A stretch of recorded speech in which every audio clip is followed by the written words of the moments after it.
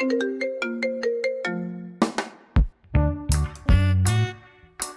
हाँ बिल्कुल बिल्कुल तव्हां मोकिले छॾियो। न कैश कैश, हाँ हाँ कैश, ठीकु आहे।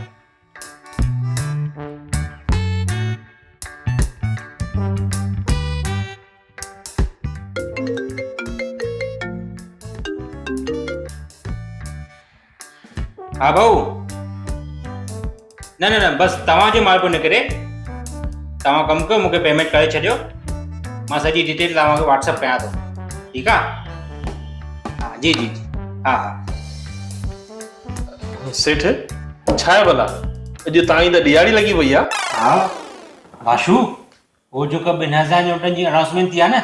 हाँ नोटबंदी थी आहे न। अरे न रे, अरे वाशू बेवकूफ़ ना ॻाल्हियूं न कर, इहो ॿुधियूं अफ़वाहूं न फैलाए।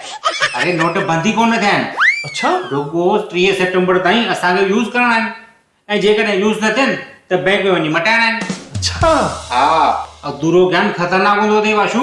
हाँ साईं, उहो त आहे। हाँ, अरे जेके ग्राहक 8-8 10-10 महीना पेमेंट न कंदा हुआ, उहो हाणे एडवांस ॾेई करे माल था घुराइनि।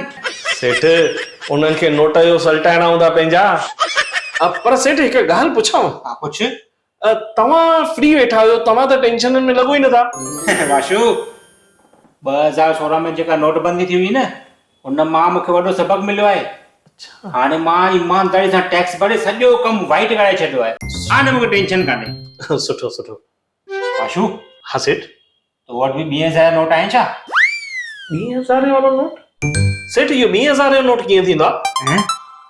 सेठ जॾहिं खां तव्हां वटि कम ते लॻो आहियां, तॾहिं खां मां सपने में बि 400, 450, 500 रुपए खां वधीक ॾिठा ई कान्हनि। ऐं तुंहिंजी वाशू